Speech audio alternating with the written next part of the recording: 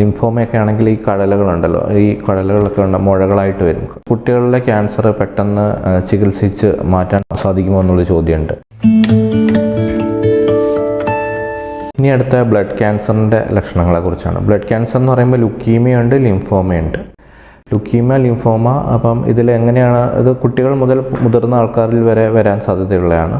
അപ്പോൾ ഇതിൻ്റെ ലക്ഷണങ്ങളെന്ന് വെച്ചാൽ വിളർച്ച, ലിംഫോമയൊക്കെ ആണെങ്കിൽ ഈ കടലകളുണ്ടല്ലോ, ഈ കടലകളൊക്കെ ഉണ്ട് മുഴകളായിട്ട് വരും, അങ്ങനെ ഉണ്ടാവാം. പിന്നെ ശോഷിക്കുക, വെയിറ്റ് കുറയുക, അകാരണമായ ക്ഷീണം, പനി പോലെ ചിലപ്പോൾ വരാം. പ്രത്യേകിച്ച് വൈകുന്നേരങ്ങളിൽ ലിംഫോമയിലൊക്കെ അത് വളരെ കൂടുതലാണ്.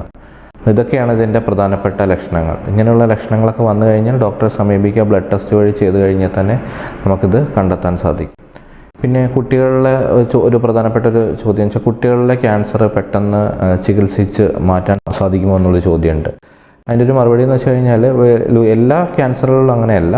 ലുക്കീമിയ പോലെയുള്ള ചില ക്യാൻസറുകളിൽ ഒരു ഏജ് ഗ്രൂപ്പ് പറയുന്നുണ്ട്, 2 to 8 അങ്ങനെ ഒരു ഏജ് ഗ്രൂപ്പിൽ. ഈ ഒരു ഏജ് ഗ്രൂപ്പിൽ ഇവരുടെ ഒരു ബയോളജിക്കൽ ഫാക്ടേഴ്സ് കുറച്ചും കൂടി നല്ലതായതുകൊണ്ട്, അവരുടെ ബോൺമാരോ മജ്ജയൊക്കെ കുറച്ചും കൂടി നല്ല ഒരു ഡെവലപ്പിംഗ് ടൈം ആയതുകൊണ്ട് നല്ല രീതിയിൽ റെസ്പോൺസ് കിട്ടാനുള്ളൊരു സാധ്യതയുണ്ട്.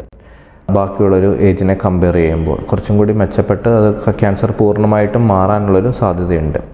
പക്ഷേ ഇങ്ങനെ കുട്ടികളിലായതുകൊണ്ട് തന്നെ നമുക്ക് വേറൊരു കാര്യം അത് ശ്രദ്ധിക്കാനുള്ളതെന്ന് വെച്ച് കഴിഞ്ഞാൽ ഒരു ദീർഘനാൾ ജീവിക്കുമല്ലോ അങ്ങനെ മാറുമ്പോൾ. അപ്പോൾ അവർക്കൊരു സെക്കൻഡ് മാലിഗ്നൻസി, വീണ്ടും ഒരു ക്യാൻസർ വേറെ എവിടെയെങ്കിലും അവയവങ്ങളിലോ അല്ലെങ്കിൽ ഇവിടെ തന്നെ വീണ്ടും റിലാപ്സ് വരാനുള്ളൊരു സാധ്യതകളും കൂടുതലായി കാണപ്പെടുന്നുണ്ട്. അപ്പോൾ കുട്ടികളിൽ നല്ല റിസൾട്ട് ബ്ലഡ് ക്യാൻസറിൽ കിട്ടാറുണ്ട്. എല്ലാ ക്യാൻസറിലും അങ്ങനെ ആവണമെന്നില്ല. ബ്ലഡ് ക്യാൻസർ, ലുക്കീമിയ പോലുള്ള ക്യാൻസറുകളിൽ കിട്ടാറുണ്ട്.